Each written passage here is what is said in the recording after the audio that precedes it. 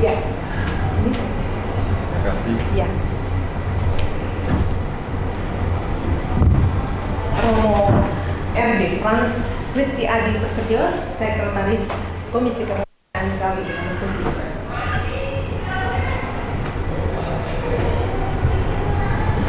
Berikutnya ada RP Albertus Manius Kristiaji Rehardi MSc, Romo Aji, silakan Ketua Komisi Kepemudaan Keuskupan Agung Palembang.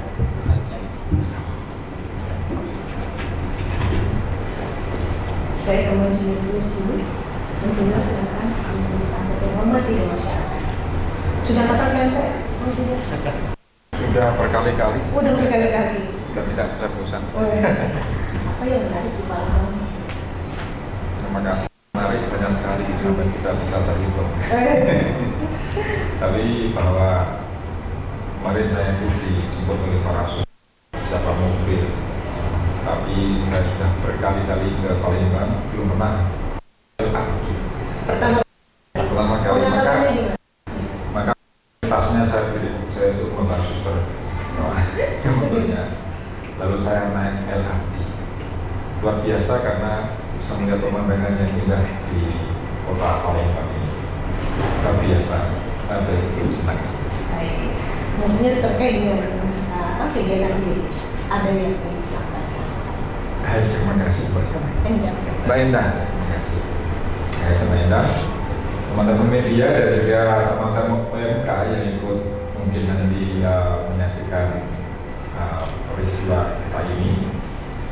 Pertama-tama saya mengucapkan terima kasih dan apresiasi kepada teman-teman media, karena teman-teman media ambil bagian secara nyata, ikut meluaskan dan menebarkan peristiwa yang sungguh luar biasa di dalam kehidupan gereja Katolik di Indonesia, yaitu pertemuan orang muda se-Indonesia, dan itu akan menjadi satu momentum yang sangat berharga bagi kehidupan gereja kita. Dan pesan utama dalam perjumpaan ini atau Indonesian Jubilee yang ketiga di Palembang adalah orang muda Katolik bangkit dan bersaksilah. Nah, tema ini ingin mengajak orang muda sebagai pemeran utama dalam kehidupan kita untuk mencintai Tuhan dan gereja dan sekaligus membangun bangsa. Kalau kita sering mendengar 100% Katolik, 100% Indonesia, maka itu berarti bahwa bukan dua hal yang berbeda. Itu seperti satu mata uang dengan dua sisi, yaitu mencintai gereja, membangun bangsa. Dan membangun bangsa Indonesia itu adalah sangat istimewa karena penuh keberagaman.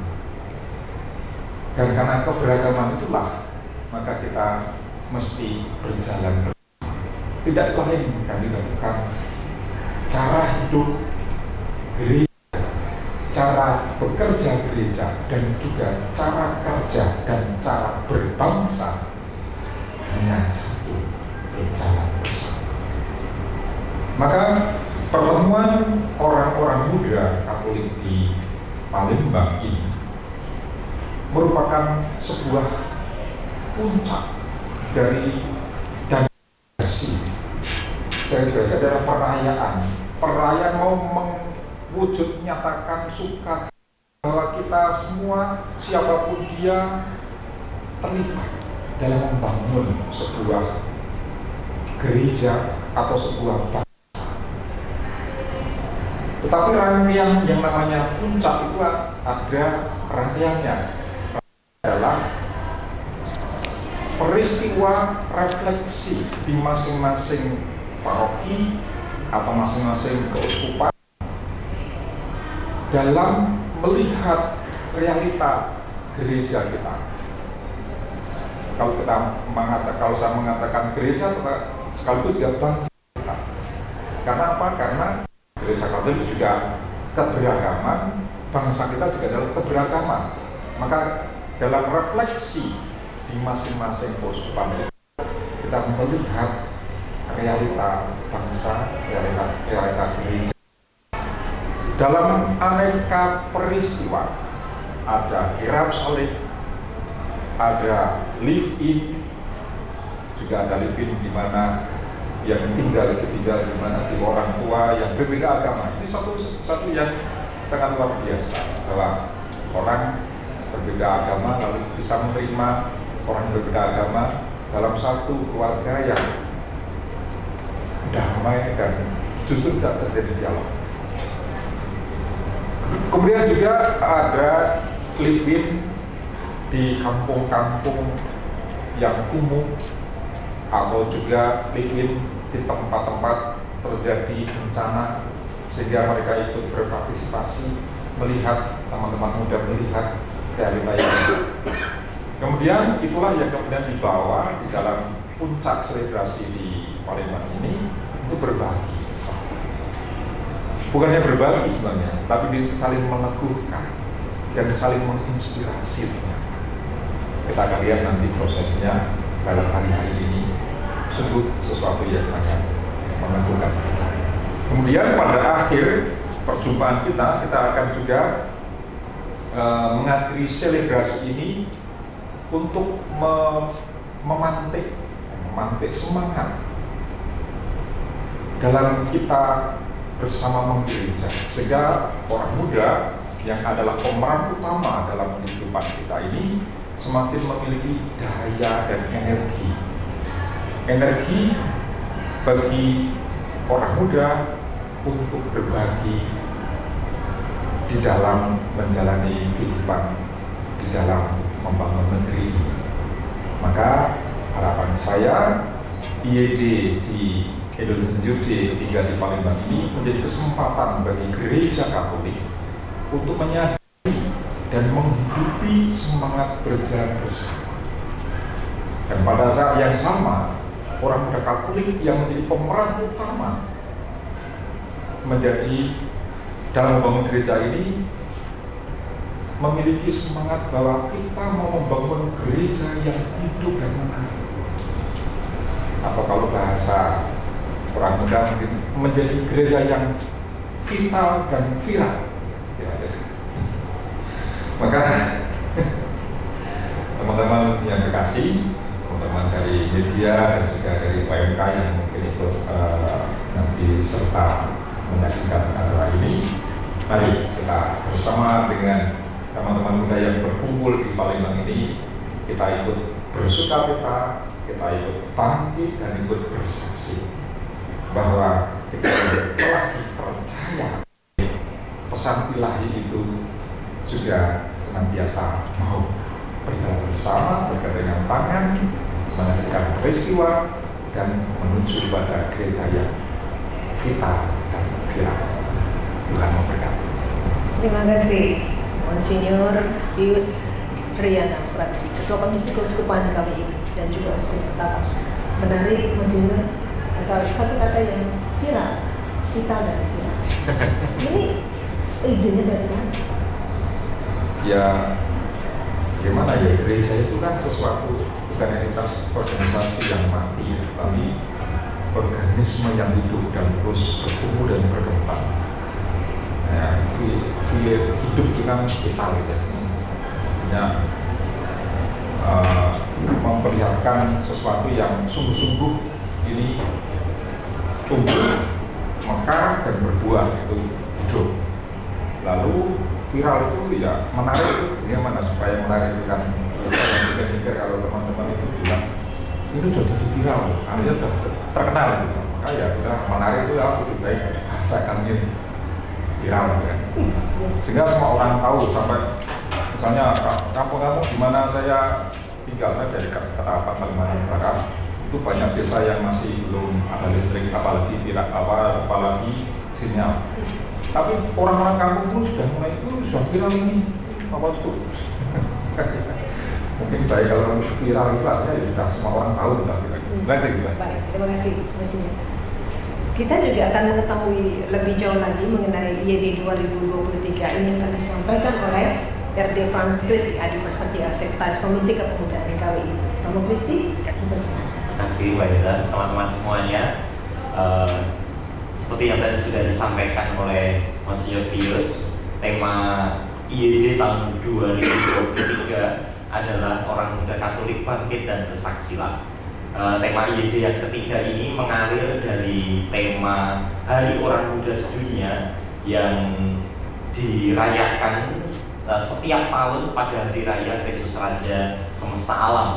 Dan tema yang menjadi inspirasi tema IYD ini itu adalah tema Hari Orang Muda Sedunia tahun 2022, yaitu Mary Arose and Went with This, atau Maria bangkit dan bergegas. Konteksnya adalah kunjungan Maria kepada Elizabeth saudarinya. Itulah yang menginspirasi tema OMK Bangkit dan Bersaksilah. Bangkit itu menunjukkan sikap seseorang yang telah menerima cinta dari Allah, lalu kemudian tergerak untuk tidak hanya memikirkan kesusahannya sendiri, tidak hanya memikirkan dirinya sendiri, tetapi lalu mau bergerak untuk orang lain. Nah, bersaksi itu adalah saat di mana dia mau membagikan apa yang telah ia alami sebagai pengalaman sukacita karena dicintai Allah itu kepada orang-orang yang ada di sekitarnya. Nah, itu bangkit dan bersaksi. Bapak Uskup tadi sudah menerangkan dengan sangat jelas bagaimana bangkit dan bersaksi itu adalah harapan bagi orang-orang muda untuk menjadi pemeran utama dalam hidup menggereja dan bermasyarakat, agar gereja dan orang muda sendiri menjadi vital dan viral, gitu ya Bapak Uskup ya. Lalu lebih dalam lagi, lebih konkret lagi, proses IYD tahun 2023 ini sebenarnya sudah diawali sejak November tahun 2022, yaitu ketika Monsinyur Pius sebagai Ketua Komisi Kepemudaan bersama dengan Monsinyur Harun, Ketua Uskup Palembang, itu membuka rangkaian IYD, launching pra IYD itu tanggal 20 November 2022 di Keuskupan Agung Palembang, tepatnya di Paroki Santo Yosef waktu itu. Nah, ketika dibuka bulan November itu, rangkaian IYD sudah dimulai. Seperti yang tadi disampaikan, sudah dimulai dengan proses refleksi terlebih dahulu. Tetapi refleksi ini berpangkal dari mana? Refleksi ini berpangkal dari konteks dan peristiwa. Ada beberapa konteks dan peristiwa yang direfleksikan. Pertama, survei militansi iman orang muda Katolik Indonesia. Sudah ada hasilnya. Hasil awal nanti akan dipaparkan pada selebrasi IYD di Palembang ini. Lalu konteks yang lain atau peristiwa yang lain adalah kirap salib, lalu ada live-in, dan ini semua terjadi di keuskupan-keuskupan. Kami berharap dengan adanya pra IYD ini, semangat bangkit dan bersaksi itu dialami oleh seluruh orang muda Indonesia.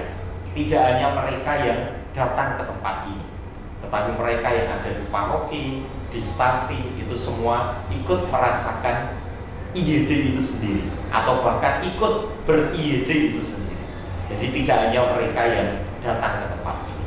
Nah, proses ini kemudian sudah dijalani, disimpulkan dalam film. Mereka membuat film pendek dan membuat tulisan singkat yang nanti akan kami olah untuk kemudian kami bagikan untuk gereja Indonesia. Lalu setelah itu baru kita masuk ke IYD. Seperti yang disampaikan Monsinyur, IYD adalah selebrasi. Jadi prosesnya pra IYD itu refleksi, selebrasinya terjadi tanggal 26 sampai 30 Juni di tempat ini. Apa kegiatan yang ada di dalamnya? Hari pertama hari ini, tema hari pertama yang mau digulati bersama adalah perjumpaan orang muda Katolik dari seluruh Nusantara. Adalah perjumpaan sukacita seperti Maria berjumpa dengan Elizabeth saudarinya. Pokoknya adalah perjumpaan, intinya pada hari ini. Maka yang terjadi nanti di dalam acara itu akan ada defile dari Jakabaring menuju Gordempo dengan pakaian Nusantara gitu ya, karena dari berbagai keuskupan. Lalu perayaan Ekaristi Pembuka jam 4 sore dipimpin oleh Monsinyur Yohanes Harun Yuwono sebagai tuan rumah dari perhelatan ini. Dia menyambut anak-anaknya untuk datang ke tempat ini, lalu disambung dengan upacara pembukaan bersama dengan tamu negara, pemerintah, dan tentu untuk kita semuanya. Lalu hari kedua, tanggal 27 Juni, itu kita akan mengolah tema bangkit. Lebih detailnya, bangkit adalah dorongan untuk tidak hanya memikirkan dirinya sendiri, tetapi merasakan kehadiran Kristus dalam dirinya. Hari ini OMK akan diajak untuk hari kedua ini. OMK mereka akan melihat pemaparan hasil survei militansi iman OMK Indonesia. Lalu mereka akan OMK berbicara, akan ada FGD atau diskusi, ada pertanyaan-pertanyaan mendalam terkait survei. Lalu OMK belajar, ada 3 katekese atau kelas yang akan kami tawarkan, yaitu kelas pewartaan lewat digital oleh Romo Yusef dan UKET, komunitas UKET. Lalu keluarga oleh Romo Eko OSC dan Anastasia Satrio, psikolog. Lalu kelas lingkungan hidup bersama Romo Ferry dan Margarita Quina. Lalu kemudian setelah itu ditutup dengan ibadat rekonsiliasi dan sakramen tobat untuk semua teman-teman muda. Harapannya mereka merasakan bangkit karena dicintai oleh Allah. Lalu hari ketiga temanya adalah bersaksi. Bersaksi adalah ajakan untuk mewujud nyatakan kabar baik itu dalam kata dan perbuatan di tengah kemajemukan. Maka mereka akan diajak untuk outing, untuk keluar, mengunjungi tempat-tempat ibadah dari agama-agama lain, komunitas agama lain, karena diharapkan apa yang mereka alami sebagai pengalaman bangkit itu dibagikan kepada orang yang mereka jumpai dalam pengalaman outing. Lalu hari keempat itu perutusan. Mereka siap diutus untuk membagikan sukacita itu menjadi pemeran utama untuk semua orang setelah mereka pulang dari IED. Itu yang kami harapkan nanti terjadi sepanjang hari. Nanti hari kelima tinggal pulang ya, sudah tidak ada acara lagi. Tapi hari keempat itu lebih detail, nanti mungkin bisa diterangkan juga oleh Romo Krisiaji, jumlah peserta dan macam-macam. Hari keempat itu teman-teman akan mendapatkan peneguhan dari Monsinyur Pius, dari Miss Indonesia Audrey Vanessa, dari Oscar Baskoro, salah satu teman OMK dari Kemenkes. Lalu juga ada Rudi Raka, Fasilitator Nasional Caritas Indonesia, dan Bribtu Marcelina Octavianti, orang muda Katolik yang berprestasi juga yang sekarang bekerja di Kakorlantas, di Korlantas RI, di bagian media. Mereka akan menjadi orang-orang muda yang akan bersharing kepada teman-teman muda yang ikut selebrasi ini, supaya mereka mendapatkan inspirasi bahwa teman-teman muda bisa terlibat tidak hanya di pasar gitu ya, dalam tanda kutip, di dalam kehidupan bermasyarakat. Lalu kemudian diakhiri dengan Ekaristi, selebrasi penutup, lalu kemudian pentas seni Nusantara. Itu hari yang keempat. Hari kelima sudah selesai. Begitu Mbak Endah, kira-kira nanti detail teknisnya dan macam-macam Romo Krisiaji dari Panitia UC akan dijelaskan. Baik, terima kasih Romo Kristi. Cukup panjang ya perjalanan di 2023. Sesudah ini juga akan ada kelanjutannya. Aksi ya, aksi. Dari refleksi, selebrasi, aksi ya. Okay. Baik, kita akan mendengarkan informasi juga dari RP Albertus Magnus Kristiaji Gerhardi MSC atau Romo Aji, Ketua Komisi Kepemudaan Keuskupan Agung Palembang. Romo Aji, silakan. Apa yang mau ditanyakan? Nanti jumlah peserta. Oke. Kemudian siapa saja yang terlibat. Terima kasih Mbak Endah, terima kasih para rekan media yang hari ini memang kondisi kepastian kedatangan maupun jumlah peserta masih belum fix sampai siang ini, tetapi bisa menjadi patokan bagi kita bahwa jumlahnya 1.500 peserta berikut atau peserta pendampingnya. Pendampingnya bisa imam, bisa suster, bisa umat awam. itu yang bisa menjadi informasi untuk rekan-rekan media. Lalu panitia jumlahnya juga tidak kalah banyak, itu 500, yang terdiri dari sebagian besar tentu rekan-rekan muda di wilayah Keuskupan atau di wilayah Kota Palembang ini, tetapi juga didukung oleh Bapak dan Ibu, oleh Romo, Suster, dan semua, termasuk juga volunteer rekan-rekan yang bukan hanya beragama Katolik, tapi juga ada saudari-saudara kita dari lintas agama atau lintas iman. Apa yang mau saya katakan? Bahwa tema berjalan bersama atau semangat untuk berjalan bersama itu sungguh ya kami hidupi, kami praktekkan, kami jalankan di dalam dinamika mempersiapkan Indonesian Youth Day. Bukan pada sekedar acaranya, tetapi dalam proses mempersiapkan, dalam proses bersama-sama dengan para peserta ini, termasuk dengan bersama para Bapak Uskup, dengan semua umat maupun juga dengan semua elemen di dalam masyarakat. Tidak bisa kita berjalan sendiri. Ini yang mau ditekankan dan sudah sungguh dialami oleh teman-teman muda kita. Saya kira singkat saja dulu. Mungkin mau ditanyakan lebih jauh, silakan. Kita beri kesempatan kepada rekan-rekan media Boleh. yang ada di sini ataupun nanti yang ada di Zoom meeting. Saya beri kesempatan dulu yang ada di ruangan ini. Rekan media silakan menyebutkan nama dan juga dari media mana. Dipersilakan. Ada berapa di depan? Romo Jatra? Dipersilakan. Baik, terima kasih. Terima kasih. Perkenalkan, saya Romo Titus Jatra. Saya dari Ibu Katolik. Dan untuk teman belakang juga. Yang ingin saya tanyakan, tadi Romo Kris mengatakan bahwa akan ada tamu negara.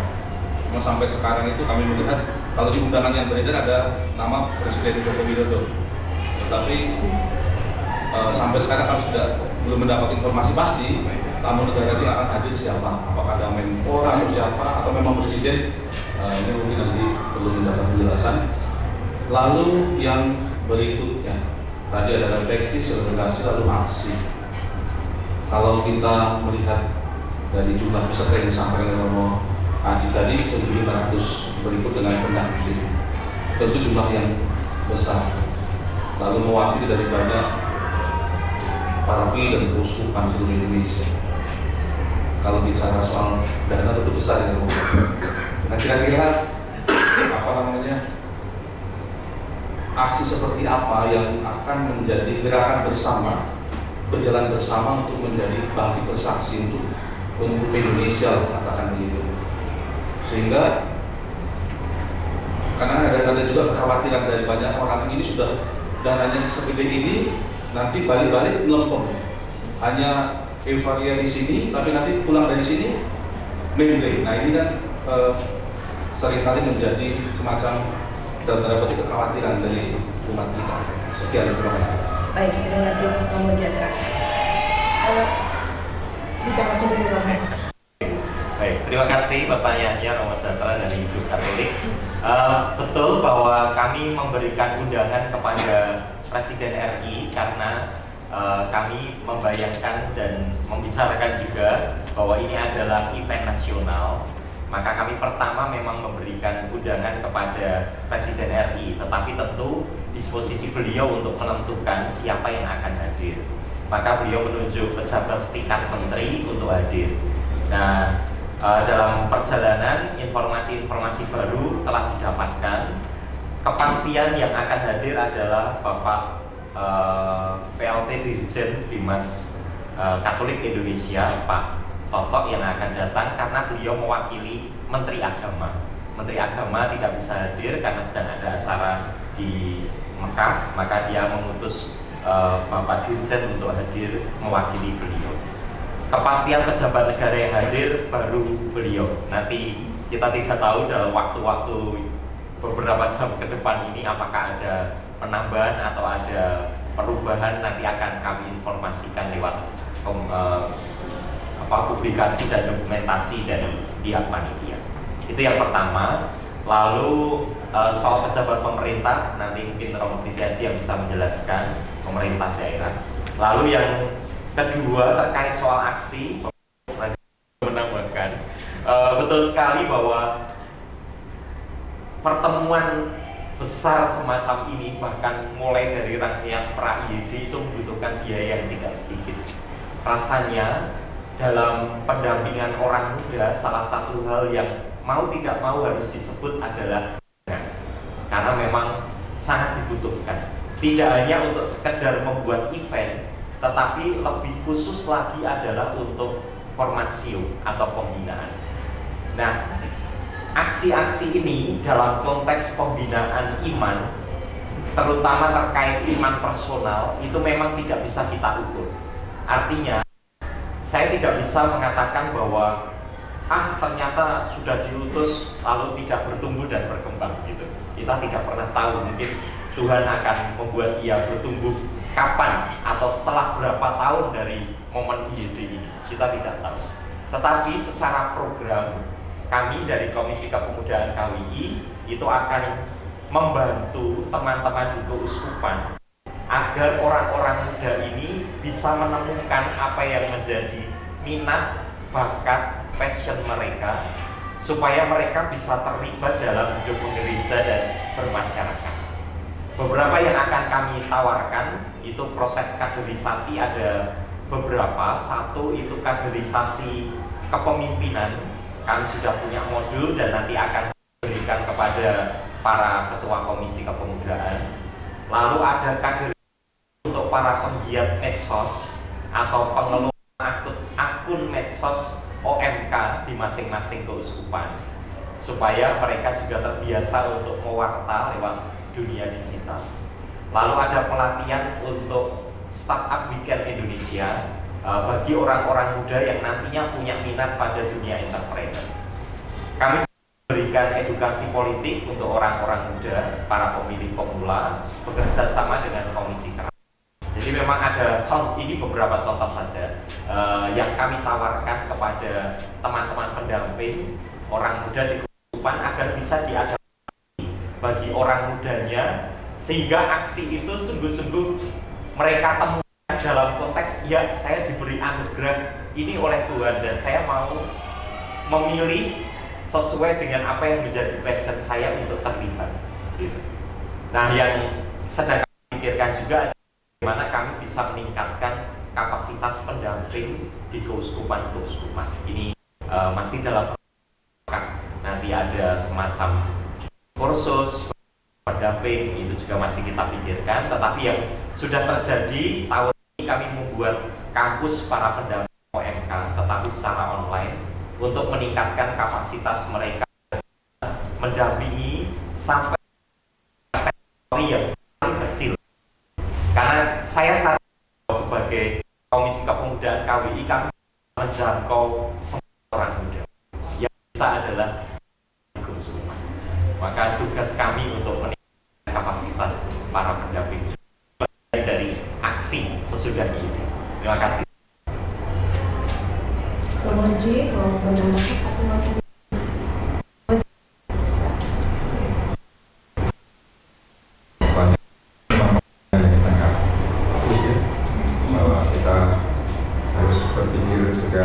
outputnya, tapi kita memang tidak berpikir hanya output tapi outcome.